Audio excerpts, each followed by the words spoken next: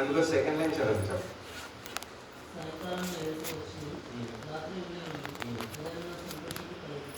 సాయంకాలం ఏడుపు వచ్చి ఉంది నేను ఉదయం సంతోషము కలుగున్నాను. ఈ వాక్యం చేత అంటే అందరికీ ఎక్స్పీరియన్స్ ఎలా ఉంటుందో తెలియదు, కానీ నాకైతే చాలా సంతోషం అనిపిస్తుంది. ఎందుకనంటే సాయంత్రము అని అంటే ఎండ్ ఆఫ్ ది డే, అంటే అది ముగింపు లాగా తీసుకోవచ్చు మనం. అంటే ఒక సీజన్, నైట్ ఆఫ్ సీజన్ అని. ఎట్లా అంటే ఇప్పుడు మనకు శోధనలు వచ్చినప్పుడు, కష్టాలు వచ్చినప్పుడు ఎన్నో ఇబ్బందుల చేత మనము ఎదుర్కొంటాము. లైక్ యౌనస్సులో ఒక రకంగా ఉంటాయి, ఫ్యామిలీలో ఒక రకంగా ఉంటుంది, పిల్లలకు ఒక రకంగా ఉంటుంది, కాలేజ్ పిల్లలకు ఒక రకరకాల సమస్యలు చేత, ఆర్థికంగా కావచ్చు, ఫైనాన్షియల్ కావచ్చు, మరి కుటుంబ సమేతంగా ప్రాబ్లమ్స్ కావచ్చు, అన్ని విధాలుగా కూడా ఆ శ్రమలన్నీ వచ్చినప్పుడు ఆ శ్రమల చేత మనం శోధించబడ్డప్పుడు మనం దాని తర్వాత ఎలా రియాక్ట్ అవుతున్నాము అనే దాని మీద నేను ఇప్పుడు ముందుకు వెళ్ళాలని ఆశపడుతున్నాను వాక్యం పంచుకోవడానికి. మరి ఆ సమయంలో నేను ఆలోచించినప్పుడు మరి ఏం చెప్తే బాగుంటుంది, ఎలా చెప్తే బాగుంటుంది అని అనుకున్నప్పుడు ఒక రాజుని నేను అనుకున్నాను తన గురించి చెప్పాలని. కానీ ఆ రాజు గురించి ఆల్రెడీ లాస్ట్ వీక్ ఆంటీ గారు బ్రీఫ్గా కొంచెం షేర్ చేసుకున్నారు. యెహోషాపాతు రాజు గురించి, తన గురించి నేను చెప్పాలనుకున్నాను. ఆల్రెడీ మీరు అందరూ వినుంటారు, కానీ నేను నాకు ఎప్పుడైతే అవకాశం ఇస్తారో అని ఆంటీ చెప్పారో నేను అంతకన్నా ముందే ప్రిపేర్ అయితే అయ్యాను, కానీ మళ్ళీ చూసుకోవడానికి సమయం దొరకలేదు అనమాట. ఈరోజు కొంచెం బయటికి వెళ్ళి వచ్చేసరికి లేట్ అయిపోయింది. ఇప్పుడు కూడా కొంచెం లేట్గా వచ్చాను మందిరానికి. వెనకాల కూర్చొని ఒకసారి అంతా రివైజ్ చేసుకుంటే నాకు ఎలా అనిపించింది అంటే, పబ్లిక్ ఎగ్జామ్ ఉంటుంది కదా, ఆ ఎగ్జామ్ హాల్కి వెళ్ళినప్పుడు లాస్ట్ మూమెంట్ లో టెన్షన్గా ఇది చూడాలి ఆ విధంగా ఎట్లుంటుందో సేమ్ అదే ఫీలింగ్ కలిగింది. ఆ టెన్షన్ లో మనం ఎంత చదివినా కానీ మన బుర్రలకు 1% కూడా ఎక్కదు. ఒక 5 నిమిషాలు చూసుకున్నాను, ఆ టెన్షన్ ఏం చెప్పాలి అంతా చెక్ చేసుకుంటున్నాను. ఒక ముక్క కూడా అర్థం కాలేదు. అందుకే ఇంకా ఆపేసరికి ఇంకా ఆంటీ గారు ఆడని స్టార్ట్ చేశారు. ఇంకా బైబిల్ పక్కన పెట్టేశాను, నేను ఏం ప్రిపేర్ అయ్యాను అంతా పక్కన పెట్టాను. ఇంకా దేవునికే, దేవా నీ చేతికే నేను అప్పగించుకుంటున్నాను, నువ్వే నన్ను నిలబెట్టుకో. నేను 2 నిమిషాలు మాట్లాడినా 5 నిమిషాలు మాట్లాడినా ఏం మాట్లాడినా నీ నామం మహిమపడుతుంది, నేను నిలబడాలి అని అనుకుని నేను వచ్చున్నాను. మరి యెహోషాపాతు గురించి ఆల్రెడీ మీకు అందరికీ అందుకే షేర్ చేసుకున్నాను, తెలుసుకున్నాను. కాబట్టి ఫస్ట్ కొంచెం ఇంట్రొడక్షన్ ఇస్తాను. యెహోషాపాతు వాళ్ళ మమ్మీ పేరు అజూబా అండ్ తన తండ్రి పేరు ఆసా రాజు యొక్క కుమారుడు. యెహోషాపాతు నాలుగవ రాజు, ఫోర్త్ కింగ్ యూదాన్ని రూల్ చేసిన ఆయన. సో తను 25 సంవత్సరాలు రూల్ చేశాడు. అంటే తన రూలింగ్ 25 years తను రూల్ చేశాడు అనమాట. ఆ రూల్ చేసిన దాంట్లో ఆయన గురించి ఉన్న చాప్టర్స్ బైబిల్లో మనం చూసుకోవాల్సింది 17 నుంచి 20 వరకు ఉంటుంది. అంటే 4 chapters తన లైఫ్ గురించి ఉంది. కానీ ఆ 4 chapters తన లైఫ్ గురించి ఉంటే అందులో ఒక చాప్టర్ మాత్రం ఒకటే రోజు గురించి బ్రీఫ్గా ఎక్స్ప్లెనేషన్ ఉంది. అక్కడ ఎవరైనా ఆలోచించారో లేదో నాకు తెలియదు, కానీ మరి అక్కడ నేను ఆలోచించినప్పుడు జీవితాన్ని 4 అధ్యాయాల్లో చూపించినప్పుడు అందులో ఒక అధ్యాయం మాత్రం ఒకటే రోజుని ప్రత్యేకంగా చూపించాడు. అని అంటే ఆ మిగతా 3 అధ్యాయాలు మేబీ అంత ఇంపార్టెంట్ కాదేమో, ఆ ఒక్క రోజు ఇంపార్టెంట్ అయి ఉండొచ్చు. ఆ ఒక్క రోజులో మనం నేర్చుకోవాల్సినవి చాలా ఉండొచ్చు. సో అది దేవుడు మనకు నేర్పించాలనే ఆ రోజు జరిగిన ప్రతి ఒక్క డీటెయిల్ని దేవుడు ఆ ఒక్క అధ్యాయంలో మనకి మెన్షన్ చేశాడని నేనైతే నేర్చుకున్నాను. నేను నేర్చుకునే మీతో షేర్ చేసుకుంటున్నాను. సో తన పేరుకి యెహోషాపాతు అనే పేరుకి అర్థం ఏంటంటే యావే ఈజ్ జడ్జ్, అంటే దేవుడు న్యాయాధిపతి, న్యాయం తీర్చువాడు అని అర్థం. సో అది చెప్పాలనుకున్నాను. అండ్ అందులో 2వ దినవృత్తాంతంలో 20వ అధ్యాయం అందరు తీసినట్లయితే అక్కడ నుంచి మనం ముందుకు వెళ్దాము. ఇది ఆల్రెడీ ఆంటీ గారు షేర్ చేసుకున్నారు ప్రిఫర్, కాబట్టి నేను కొంచెం ఒక హాఫ్ వరకు ఫాస్ట్గా వెళ్తాను. లైక్ ఎలా అంటే మోయాబీలు, అమ్మోనీయులు మరి మేయోనీయులలో కొందరు దండెత్తి యెహోషాపాతు మీదకి వచ్చింది.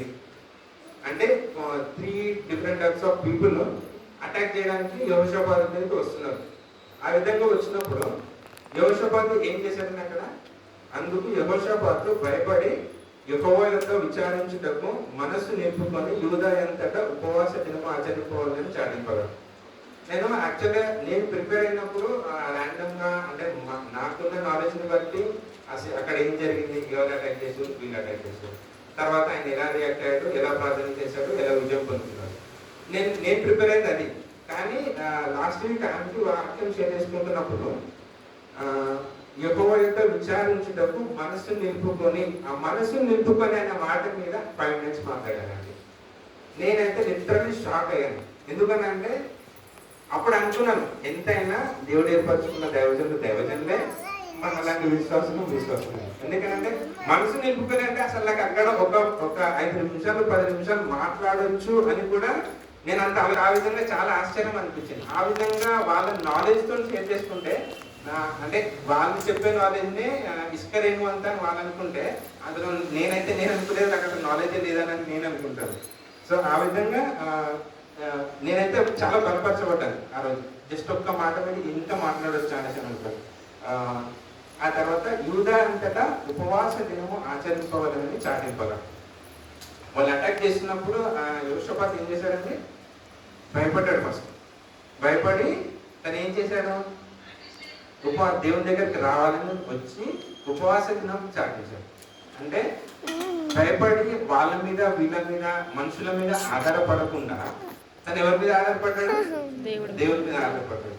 అంటే ఏ మనుషుల్ని, అంటే మనకు కూడా ఎన్నో రకాల సమస్యలు ఇబ్బందులు కలగవచ్చు, కానీ ఎలాంటి శ్రమలు వచ్చినా ఎటువంటి పరిస్థితుల్లో ఉన్నప్పటికీ మనం మనుషుల సహాయం వల్లే మనుషుల మీద డిపెండ్ అయ్యామనుకోండి, అక్కడ ఏం జరుగుతుంది, మేబీ అపజయం రావచ్చు, సరైన రెస్పాన్స్ రాకపోవచ్చు, ఇంకా అది సాటిస్ఫాక్షన్ ఉంటుంది ఇంకా. కానీ ఎప్పుడైతే మనం దేవుని దగ్గరికి వచ్చి నిలబడతామో ఆ తర్వాత ఆయన లీడ్ తీసుకుంటాడు. అంటే ఇక్కడ నేను ఒక చిన్న ఎగ్జాంపుల్ ఒకటి చెప్తాను. అది ఎలా అంటే ఫస్ట్ చిన్న స్టోరీ లాగా చెప్తాను. ఎలా అంటే ఒక తండ్రి ఉంటాడు. ఆ తండ్రి కుమారునికి సంథింగ్ వాళ్ళిద్దరు, సపోజ్ ఎవరైనా అనుకున్నాం, 2 కుమారులు ఉన్నారు. వాళ్ళిద్దరికి బ్యాట్ బాల్ కొనిచ్చిన తర్వాత వాళ్ళిద్దరు ఆడుకుంటున్నప్పుడు వేరే వాళ్ళు ఎవరో వచ్చి వాళ్ళ దగ్గరికి వెళ్ళి ఆ బ్యాట్ బాల్ లాక్కొని వాళ్ళు వేరే దగ్గరికి వెళ్ళి ఆడుకుంటున్నారు. అప్పుడు ఆ పిల్లలు ఏం చేస్తారు, ఎవరి దగ్గరికి వస్తారు, నాన్న దగ్గరికి వస్తారు. ఎందుకనంటే మేము వాళ్ళ దగ్గరికి వెళ్ళి ఏం చేయలేము, మా నాన్న ఉన్నాడు, ఆయన చూసుకుంటారు అని వాళ్ళకి ఒక నమ్మకం ఉంటుంది.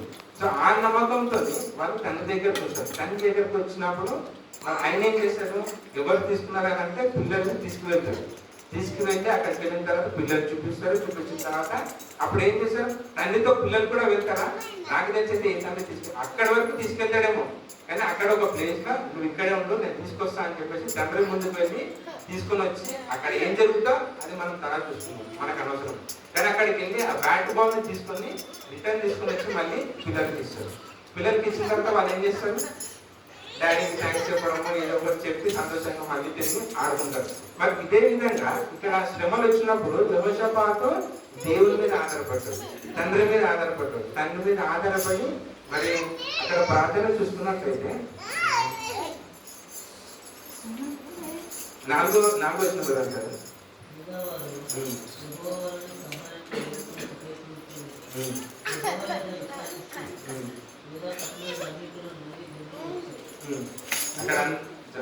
అక్కడ ఏం జరుగుతుందండి, ఎక్కువగా విచారించటకు దేవుడిని వేడుకున్నటకు అక్కడ ప్రజలందరూ కూడా వచ్చారు.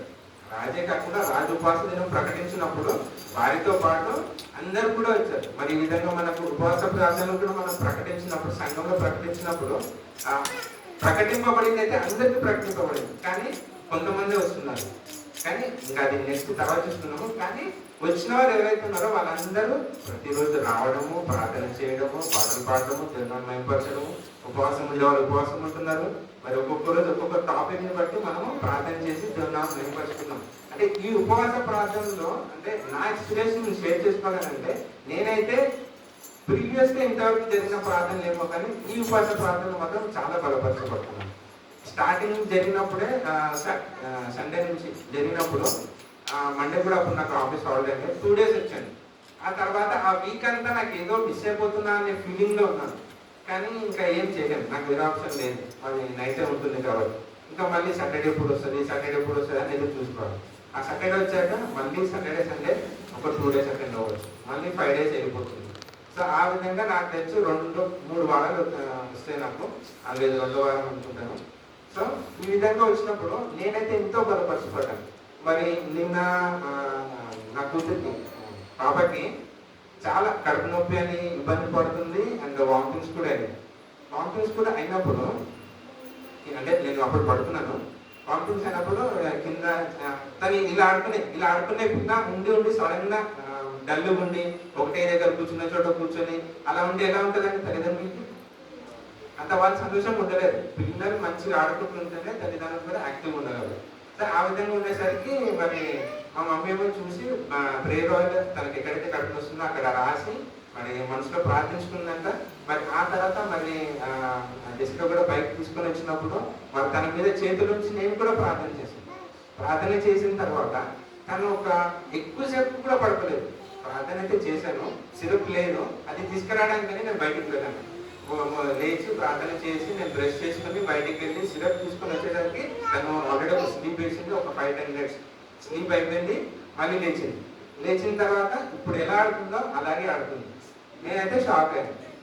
అప్పుడు అంటే ఎందుకు షాక్ అయ్యానంటే తను లేచి ఆడుతున్నందుకు కాదు, అంటే దేవుడు ఎంత సమీపంగా ఉన్నాడో. చిన్న ప్రార్థన నాకైతే ఎంత సంతోషం అనిపిస్తుంది అంటే ఆ చిన్న ప్రార్థన, దేవా ఈ విధంగా ఉంది, మరి నా హృదయాలు చూస్తుంటే నాకు అవ్వట్లేదు, నేనైతే నీకే చెప్తున్నాను. మరి తనకి ఆ నొప్పిని తగ్గించి తనకి స్వస్థపరిచి ఇంకా సిరప్ కూడా వేయలేదు, తీసుకుని వచ్చాను అంతే. సిరప్ వేయలేదు నేను.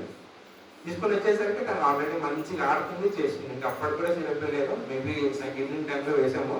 కానీ దేవుని కృపను బట్టి దేవుడు స్వస్థపరిచి తన పట్ల కార్యం జరిగించాడు. అక్కడైతే నాకు ఎంతో సంతోషం అనిపించింది.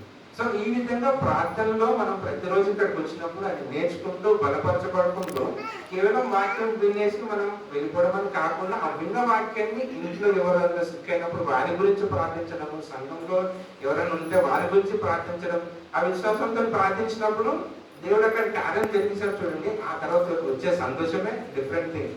అది అందరూ ఆల్రెడీ ఎక్స్పీరియన్స్ అయ్యి ఉంటారు. మీ అందరు ఎక్స్పీరియన్స్ పోల్చుకుంటే నాది ఒక పెద్ద ఎక్స్పీరియన్స్ కాదు, బట్ స్టిల్ నా దేవుని నామాన్ని మహిమపరచాలని నేను ఇక్కడ నిలబడ్డాను కాబట్టి ఆ నామానికి మహిమ కలగాలి. సో నా బిడ్డను పుట్టి స్వస్థపరిచినప్పుడు నాకు ఎంతో సంతోషము, ఆనందం కలిగింది. ఆలోచన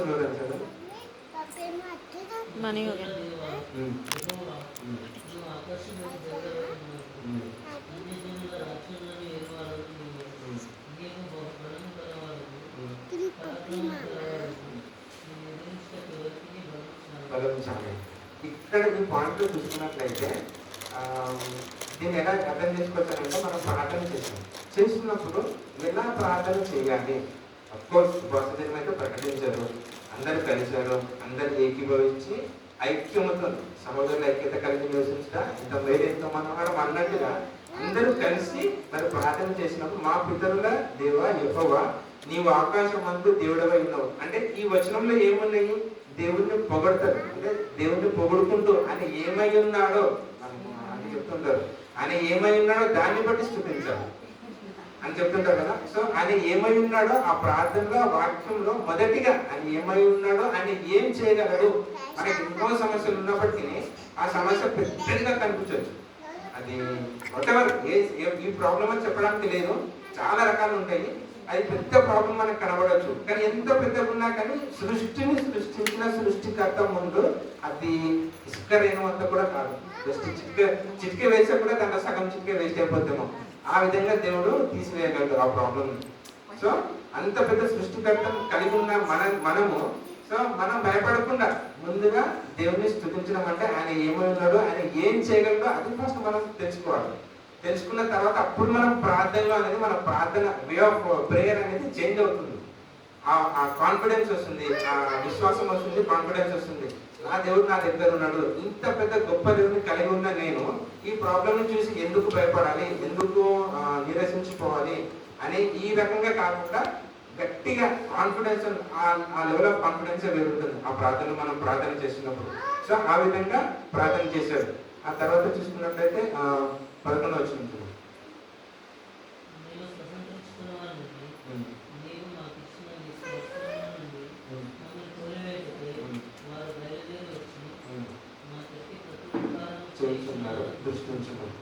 ఇంకొక ఎగ్జాంపుల్ చెప్పాను. పిల్లల దగ్గరికి రవణ పిల్లల దగ్గర ఒకవేళ ఎవరన్నా బ్యాక్ బాల్ తీసుకొని వెళ్ళిపోయినప్పుడు ఆ పిల్లలు తండ్రి దగ్గరికి వచ్చి అడిగారు, వాళ్ళు ఇలా తీసుకున్నారు అని చెప్పారు. సో ఇక్కడ కూడా అదే అర్థం చేసుకోవచ్చు. మేము స్వతంత్రించుకోవాలని నీవు మాకిచ్చిన నీ స్వాస్థ్యములో నుండి మమ్మల్ని తోలివేయగలరు. దీన్ని కరెక్ట్గా అర్థం చేసుకుంటే ఒక్కొక్క మాట నాకు ఎంతో ఆశ్చర్యం అనిపించింది. అంటే ఇది నువ్వు ఇచ్చింది, ఇది స్వాతంత్రించుకోవాల్సిందిగా ఈ ప్లేస్ని నువ్వు మాకు ఇచ్చావు. అలాంటిది నువ్వు మాకు ఇచ్చిన ప్లేస్లో నుండి ఎవడో వచ్చి మా దగ్గర నుంచి తీసుకోవాలని మా మీద అటాక్ జరగడానికి, అంటే యుద్ధం చేయడానికి వాళ్ళు వస్తున్నారు అని సింపుల్గా చెప్పుకోవాలని అంటే పిల్లలు ఇందాక చెప్పాను కదా. సో ఆ పిల్లలు తన దగ్గరకు వచ్చి కంప్లైంట్ చేస్తున్నారు, ఈ విధంగా తీసుకున్నారు అని. అంటే నువ్వు కొనిచ్చిన ఈ బ్యాట్ బాల్ ఎవడో వచ్చి తీసుకెళ్ళినాడంటే ఆ తండ్రికి కోపం వస్తుంది కదా. కోపం వచ్చిన తర్వాత ఆ తండ్రి యుద్ధంలోకి దిగుతాడు. అదేవిధంగా ఇక్కడ చూసుకున్నట్లయితే నువ్వు మాకు ఇచ్చిన ఈ స్థలంలో, అంటే ఈ ప్లేస్ ని తీసుకోవడానికి వేరే వాళ్ళు మా మీద యుద్ధానికి వస్తున్నారు అని ప్రార్థన చేశారు.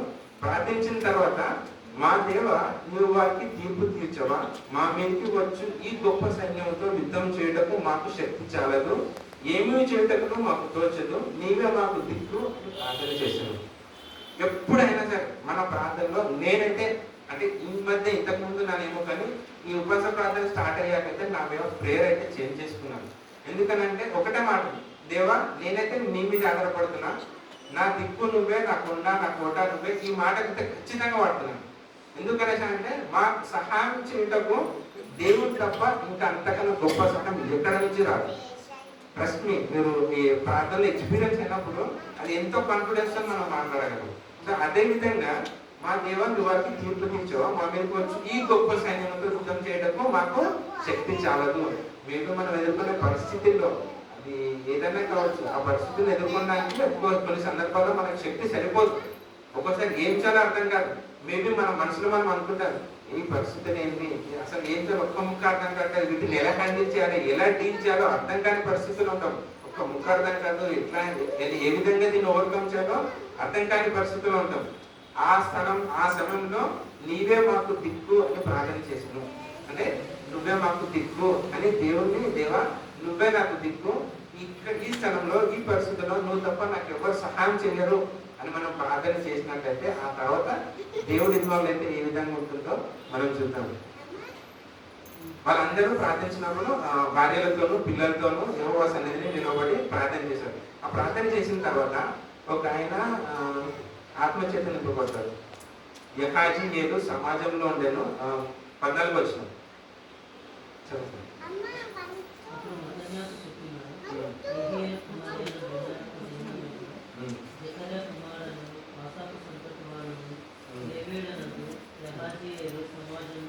యెహాజీయేలు సమాజంలో ఉండేను.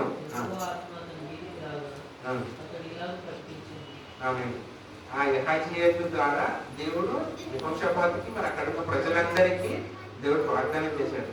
అంటే ప్రొఫెసీ లైక్ నెక్స్ట్ ఏం జరగబోతుంది, ఆ సొల్యూషన్ అనేది దేవుడు ఆత్మచేత తను నింపబడి తన ద్వారా మాట్లాడాడు. ఏం మాట్లాడాడు చూద్దాం.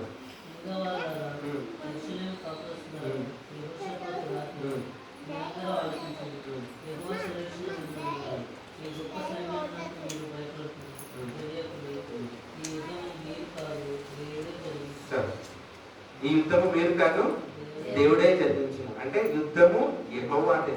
అటువంటి సమయంలో వారు ప్రార్థించినప్పుడు దేవుడు తనని ఆత్మచేత నింపి తన ద్వారా ఒక పర్సన్ యెహాజీయేలు ద్వారా తను ఇతరులందరికీ, రాజు కావచ్చు ఇతరులందరికీ తను చెప్తున్నాడు, భయపడకండి, జడియకండి, నేను చూసుకుంటాను. అంటే మనం ప్రార్థన చేసినప్పుడు నేను చూసుకుంటానని దేవుడు వాగ్దానం చేశాడంటే ఇంకా ఆ తర్వాత మనం టెన్షన్ పడాల్సిన పని లేదు. ఎందుకంటే దేవుడు ఇన్వాల్వ్ అయితే ఎలా ఉంటుందో అది నెక్స్ట్ లెవెల్ అది. సో ఆ విధంగా దేవుడే ఇన్వాల్వ్ అయిన తర్వాత రేపు వారి నుంచి పోవుడి, వారు జీజు అనే ఎక్కుడు మార్గంలో వచ్చారు. సో ఇక్కడ ఏముంటుందంటే వాళ్ళు ఒక మార్గంలో వస్తారు. ఆ మార్గంలో వచ్చినప్పుడు దేవుడు ఏమంటాడంటే రేపు వారి నుంచి వెళ్ళండి, కానీ మీరు 17 వచ్చిన ఈ యుద్ధంలో మీరు పోట్లాడవలసిన నిమిత్తం లేదు. యూదా వాళ్ళారా, యెరూషలేము వాళ్ళారా, మీరు యుద్ధ పంక్తులు తీర్చి నిలువబడి మీతో కూడా ఉన్న యెహోవా దయచేయు రక్షణను మీరు చూసేరు. భయపడకుడు, జడియకుడే, రేపు వారి మీదకి పోవడానికి యెహోవా మీతో కూడా ఉన్నాను. ఇక్కడ ఏం సెలవిచ్చాడు దేవుడు, మీరు భయపడకండి, జడియకండి అని 2 సార్లు చెప్పాడు. అని అంటే కన్ఫర్మేషన్, ధైర్యం కోసం దేవుడు మళ్ళీ డబుల్ ఛాన్స్ చెప్తున్నాడు. మీరు భయపడకండి, ఎటువంటి సమస్య ఉన్నా భయపడకండి, నేను చూసుకుంటాను. మీరు యుద్ధం చేయాల్సిన పని లేదు. అంటే యుద్ధం చేయాల్సిన పని లేదంటే ఇందాక మనం ఎగ్జాంపుల్ చెప్పాను కదా, బ్యాక్ బాల్ సంథింగ్ అని. సో ఇక్కడ ఆ పిల్లలు అంటే ఆ పిల్లలు వెళ్ళి వాళ్ళని అడిగారా? నేను చెప్పిన దాంట్లో ఎవరు అడగలేదు కదా. పిల్లలు వెళ్ళి అక్కడ ఎవరిని అడగలేదు, కానీ తండ్రి వారి పక్షంలో వెళ్ళి అడిగి తీసుకొని వచ్చాడు. అంటే ఇక్కడ వీళ్ళు ఏంటంటే జస్ట్ పాత్రగా అక్కడ వెళ్ళి ఉన్నారంటే ఆ ప్లేస్ లో తండ్రిని తీసుకెళ్లారు, ఆ ప్లేస్ లో మాత్రమే ఉన్నారు, కానీ అక్కడ పని చేసింది మాత్రం తండ్రి పని చేశాడు. అదే విధంగా ఇక్కడ మీరు యుద్ధానికి వెళ్ళండి, కానీ యుద్ధం మీది కాదు యెహోవాయే అని. సో యుద్ధం యెహోవాదే అని దేవుడు ఆత్మ ద్వారా వాళ్ళకి వాగ్దానం చేస్తున్నాడు. అంటే యుద్ధం నేను చేస్తాను, మీరు జస్ట్ వెళ్ళండి అని దేవుడు వారికి బలపరుచున్నాడు. అప్పుడు యెహోషాపాతు సాష్టాంగపడి నమస్కారం చేశాను, యూదా వారందరూ యెరూషలేము కాపురస్తులందరూ యెహోవా సన్నిధిని సాగిలపడి నమస్కరించారు. సో వాళ్ళ ప్రార్థనకి జవాబు వచ్చింది. వచ్చిన తర్వాత వాళ్ళు ఎంతో సంతోషంగా వెళ్ళారు కాబట్టి సాష్టాంగపడి నమస్కారం చేశారు. యెహోషాపాతు రాజు కావచ్చు, మరి అక్కడ ఉన్న ప్రజలందరూ కావచ్చు, వారందరూ సాష్టాంగపడి నమస్కారం చేశారు. ఆ నెక్స్ట్ డే వారు యుద్ధానికి వెళ్తున్నారు అన్నమాట. ఆ వెళ్తున్నప్పుడు యెహోషాపాతు ఏం చేశాడనంటే యుద్ధానికి రేపు వెళ్ళండి అని అన్నారు. సో వాళ్ళందరూ తీసుకెళ్తారు. నార్మల్ గా యుద్ధానికి వెళ్ళేటప్పుడు ఏం జరుగుతుందని ఫస్ట్ సోల్జర్స్ ఉంటారు, వాళ్ళకి ఒక ప్యాటర్న్ అనేది ఉంటుంది. సోల్జర్స్ ఉంటారు, తర్వాత ఇంకా వేరే వాళ్ళు ఉంటారు, ఒక 3-4 మోడల్స్ లాగా ఆ విధంగా ఉండి వెనకాల ఒక రాజు ఉంటారు. సో ఆ విధంగా ముందు వరుసలో సోల్జర్స్ ఉంటారు. కానీ యెహోషాపాతు ఏం చేశాడు, ఇక్కడ సోల్జర్స్ ని కాకుండా దేవుడి నామానికి మహిమపరిచే పాటలు పాడేవారిని, వాయిద్యాలు వాయించే వారిని, ఆరాధన జరిగించే వారిని, వీరిని ముందు పెట్టాడు. ముందు వరుసలో వీరు ఉండాలి అని. సో ఎందుకు పెట్టాడంటారు? ఆలోచించారా ఎందుకు పెట్టాడను? ఎందుకనంటే దేవుడు ఆల్రెడీ వాగ్దానం చేశాడు. ఏమని? మీరు యుద్ధం చేయాల్సిన పని లేదు అని. సో యుద్ధం చేయాల్సిన పని లేదు అని అంటే సోల్జర్స్ మనకు అక్కడ పని లేదు, కానీ దేవుడి నామం మహిమపరచబడాలి కాబట్టి సో దేవుడి నామకు మహిమకరంగా పాటలు పాడేవారిని వాయించారు, ఈ విధంగా చేశారు. కానీ అక్కడ యుద్ధం మాత్రము దేవుడే జరిగించాడు. దేవుడు ఏ విధంగా జరిగించాడో మనం చూద్దాం. ఇక్కడ ఒక మాట ఉంటుంది, 22 వచనం.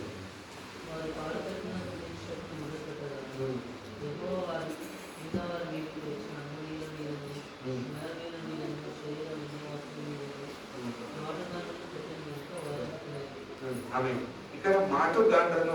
సో ఈ వచనం నుంచి నేను చదువుతున్నప్పుడు ఓకే వారు పాడడానికి సృష్టించడానికి మొదలు పెట్టారు, ఓకే దట్ ఈస్ గుడ్. తర్వాత అమోనీయులను, మోయాబీయులను, శేయరు అన్యవాసులను మాటుగాండ్రను పెట్టెను. ఆ మాటుగాండ్రను మాట నాకు అర్థం కాలేదు. ఇప్పుడు నేను అక్కడ వాక్యం చెప్పినప్పుడు ఈ బోర్డుకి అర్థమైతే నేను ఏం చెప్పాలి అని అనుకున్నాను. దాని తర్వాత నేను ఇంగ్లీష్ బైబుల్లో చూస్తే అంబుష్ అని ఉంది. సో అంబుష్ అని అంటే దీనికి అర్థం ఎట్లా అంటే స్నైపర్స్ అంటారు తెలుసా? అంటే సోల్జర్స్ లో స్నైపర్స్ ఒక ఉంటారు. వాళ్ళు ఎలా అంటే వాళ్ళు ఎక్కడో ఉంటారు, మేబీ ఒక 500 మీటర్స్ లేకపోతే ఒక 1 కిలోమీటర్ అంత దూరంలో ఉంటారు. వాళ్ళు యూజ్ చేసే కన్నా చాలా అక్యురేట్ ఉంటుంది. ఎక్కడో దూరం నుంచి ఎక్కడో ఉన్న మనిషిని వాళ్ళు కాల్ చేశారు అని అంటే దాచుకొని అక్కడ నుంచి కాల్ చేశారు. మొన్న సెప్టెంబర్ 10th ఒక ఇన్సిడెంట్ జరిగింది, నేను స్టేటస్ పెట్టాను, అది చూసారు లేదు. ఒక మనిషి తను చార్లీ కర్ట్ అని యుఎస్ లో ఉంటారు. సో తనని చంపేశారు లైవ్ గా. ప్రూవ్ మీ రాంగ్ అని ఒక ప్రోగ్రామ్ జరుగుతుంది. కానీ ఏంటంటే పొలిటికల్ గా అంటే ఇన్ఫ్లుయెన్సర్ గా యోనస్తులు వాళ్ళందరినీ ఈ విధంగా చెడు మార్గంలో వెళ్ళే వాళ్ళందరినీ ఇన్ఫ్లుయెన్స్ చేసుకుంటూ వాళ్ళని మార్చుకుంటూ దాంతో పాటు దేవుని ప్రసంగాలు కూడా చేస్తూ దేవుని నమ్మిన పెట్టాయి. సో దేవుని నమ్మిన బిడ్డ ఎంతో మంది యోనస్తులను మార్చిన ఒక వ్యక్తి. ఆయన లైవ్ గా ఒక ప్రోగ్రామ్ జరుగుతుంటే ఎక్కడి నుంచో ఒక స్పాట్ లో తనని ఒక స్నైపర్ ద్వారా తనని చంపేశారు. ఇక్కడ బుల్లెట్ తగ్గింది మెడ దగ్గర. తనకి ఇక్కడ బుల్లెట్ తగిలితే మెడ ఇలాగే పడిపోయి తను హాస్పిటల్ తీసుకెళ్తున్నప్పుడు తను దాంట్లో చనిపోయాడు. సో ఇక్కడ జరిగిన ఇన్సిడెంట్ ఎందుకు చెప్తున్నానంటే అక్కడ అంతమంది 1000 మంది ఉన్నారు, కానీ ఎక్కడ నుంచో దూరం నుంచి కాల్ చేశాడు. అంటే తను ఇక్కడ దాక్కున్నాడు, హైడ్ అయ్యాడు, ఒక ప్లేస్ లో దాక్కుని ఎంత దూరం నుంచి ఆయన చంపేశాడు. అంటే అంబుష్ అని అంటే ఒక దగ్గర దాక్కుని వాళ్ళని కన్ఫ్యూజ్ చేసి చంపేయడం. సో ఆ తర్వాత వాళ్ళు ఏం చేశారు అంటే అమోనీయులు, మోయాబీయులు, శేయరు మన్యవాసులను బొత్తిగా చంపి ఫస్ట్ ఎవరిని చంపారు? శేయరు మన్యవాసులను ఫస్ట్ చంపారు. ఎవరు? అమోనీయులు, మోయాబీయులు. ఆ తర్వాత వారిద్దరికి మధ్యలో కన్ఫ్యూజ్ చేసి ఒకరినొకరు చంపుకునేటట్టుగా దేవుడు అక్కడ క్రియేట్ చేశారు. సిచ్యువేషన్ క్రియేట్ చేసుకొని మీరు కేవలం అక్కడ నిల్చొని చూస్తున్నారో అక్కడ సిచ్యువేషన్ మొత్తం దేవుడు హ్యాండిల్ చేసుకున్నారు. హ్యాండిల్ చేసుకొని ఒకరినొకరు చంపుతున్నారు, అందరూ చంపుతారు. నాట్ ఈవెన్ ఒక సింగిల్ పర్సన్ కూడా మిగలలేదు. మిగిలకుండా అందరూ చచ్చిపోయారు. ఆ చచ్చిపోయిన తర్వాత 24 వచ్చింది. యూదా వారు అరణ్యమందున్న కాపర్ల దుర్గము దగ్గరకు వచ్చి సైన్యము తట్టు చూడగా వారు శుభంలే నేలను పడి ఉంది, ఒక్కడను తప్పించుకోలేదు, అంటే ఒక్కరు కూడా మిగలలేదు. ఈ సిచ్యువేషన్ అయిపోయిన తర్వాత వీళ్ళందరూ యూదా ప్రజలు కానీ యోషపాత కానీ వీళ్ళందరూ ఆ ప్లేస్కి వెళ్ళారు. ఎవరైతే చనిపోతారో ఆ ప్లేస్కి వెళ్ళారు. ప్లేస్కి వెళ్ళాక అక్కడ ఏం జరిగిందండి? అందరూ చనిపోయారు. చనిపోయినాక అక్కడ వాటిని ఏమంటారు? కొల్ల సొమ్ము అతి విస్తారమైనందున దాన్ని కూర్చుకొనుటకు 3 దినములు పట్టెను. సో దీన్ని మనం ఏ విధంగా తీసుకోవచ్చంటే, ప్రాబ్లం వచ్చినప్పుడు మనం ఏ విధంగా రియాక్ట్ అవుతున్నాము అది ఫస్ట్ ఇంపార్టెంట్. అంటే మనం మనుషుల మీద ఆధారపడుతున్నామా, దేవుని మీద ఆధారపడుతున్నామా, అది మనం చెక్ చేసుకోవాలి. దేవుని మీద ఆధారపడ్డాక దాని గురించి మనం ప్రార్థన చేస్తాం. ప్రార్థన చేసిన తర్వాత దేవుడు దాన్ని శోధన బట్టి దేవుడు మనకి తప్పిస్తాడు, జయిస్తాడు. దేవుడే ఆ సిచ్యువేషన్లోకి ఇన్వాల్వ్ అయ్యి దేవుడు మనకి విజయాన్ని ఇస్తాడు. విజయం ఇవ్వడమే కాకుండా అక్కడ ఉన్న ఆ కొల సొమ్ముని, అంటే వాటిని అన్నింటినీ పెంచుకోవచ్చు, బంగారం కావచ్చు, ఇంకేమో మనకైతే తెలియదు డీటెయిల్గా, కానీ అక్కడ ఉన్న అంతటినీ తీసుకోవడానికి 3 రోజులు పట్టింది. అంటే వాళ్ళు అంతగా తీసుకున్నా కానీ 3 రోజులు పట్టిందంటే ఎంత సామాన్ ఉందో, ఎంత సొమ్ము ఉందో మరి అది మనం అర్థం చేసుకోవాలి. సో ఆ విధంగా బ్లెస్సింగ్స్ కూడా దేవుడు ఆ విధంగా ఆ యూదా ప్రజలకి దేవుడు ఇచ్చి ఆ యుద్ధం నుంచి తప్పించున్నాడు. ఈ చిన్న సిచ్యువేషన్ ని ఒక చాప్టర్ లో ఇంత డీటెయిల్ గా చెప్పారని అంటే, సో ఇక్కడ మనం అంటే యెహోషాపాతు ఏ విధంగా అయితే దేవుని మీద ఆధారపడ్డాడో అది మనం నేర్చుకోవాలి. అదే విధంగా మనం కూడా దేవుని మీద ఆధారపడి దేవుని యొద్దకు వచ్చి ఉపవాసం ఉండి ఆయన యొద్దకు వచ్చి ప్రార్థన చేసి ఆ నామాన్ని స్తుతిస్తూ మహిమపరుస్తూ ఆ శోధన బట్టి భయపడకుండా దేవుని దగ్గరకు వచ్చి మొరపెట్టినప్పుడు తర్వాత ఆయన ఇనిషియేట్ తీసుకొని ఆయన ఆ ప్రాబ్లంలోకి వచ్చి దేవుడు ఆ ప్రాబ్లమ్ సాల్వ్ చేస్తే ఎలా ఉంటుందో ఈ విధంగా మనం నేర్చుకొని ఉన్నాము. సో ఇక్కడ నా థీమ్ ఏదైతే అనుకున్నానో రాత్రి ఒకసారి చదవచ్చు, కీర్తనలో 35 ఇంగ్లీష్లో మంచిగా ఉంటుంది. Weeping May enjoy for a night but Joy comes in the morning. So రాత్రి కాలపు ఏడుపు వచ్చినను ఉదయం సంతోషము కలుగును. వీరికి ఆ సిచ్యువేషన్ వచ్చినప్పుడు వాళ్ళు భయపడి ఎలా అని చాలా టెన్షన్ పడ్డారేమో, కానీ అది ఒక నైట్ ఆఫ్ సీజన్ గా మనం అనుకోవచ్చు. అంటే వాళ్ళు భయపడ్డప్పుడు ఏమైపోతుందో, ఎలా అయిపోతుందో, మేము జయించామా రకరకాల ఆలోచనలు రావచ్చు, భయపడవచ్చు. ఆ విధంగా వచ్చినప్పుడు ఆ రాత్రి అనే శోధనని వాళ్ళు ఎదుర్కొన్న తర్వాత ఉదయం సంతోషము వచ్చిందని ఏ విధంగా అయితే వాక్యం సెలవిస్తుందో అదే విధంగా దేవుడు వారి పక్షంలో యుద్ధం జరిగించిన తర్వాత వారికి సంతోషము కలిగింది, ఆనందం కలిగింది, ఆశీర్వాదం వచ్చింది, రకరకాల అపదసముని వాళ్ళు తీసుకున్నారు అన్నమాట. సో ఆ విధంగా తీసుకున్నప్పుడు ఉదయం సంతోషం కలిగింది. సో నా థీమ్ వర్డ్ కి ఇది ఎలా కనెక్ట్ చేయాలో చూసుకున్నప్పుడు ఈ స్టోరీని బట్టి నేను ఈ విధంగా కనెక్ట్ చేయాలని నేను నేర్చుకుని మీతో పంచుకున్నాను. సో ఈ విధంగా యెహోషాపాతు ఆ ఒక్కరోజు ఏం జరిగింది అనేది మాత్రం ఈ విధంగా 20వ అధ్యాయంలో దేవుడు సెలవించి మరి దాని విషయంలో ఈ విధంగా కొన్ని మాటలు నేర్చుకోవడానికి దేవుడు నన్ను బలపరిచాడు. అండ్ అదే మాటలు మీ దగ్గర షేర్ చేసుకోవడానికి నాకు ఇచ్చిన సమయాన్ని బట్టి కూడా దేవునికి ఎంతగానో వందనాలు చెల్లిస్తున్నాను. అలాగే ఆంటీకి కూడా వందనాలు చెల్లిస్తున్నాను. అందులో బుల్లెట్ పాయింట్స్ చెప్పారు కదా ఆంటీ, ఎవరు ప్రార్థన చేశారండి? యెహోషాపాతు ప్రార్థన చేశారు. ఎలా ప్రార్థన చేశారు? ఉపవాసం ఉండి తనే కాకుండా తన ప్రజలు అందరూ కలిసి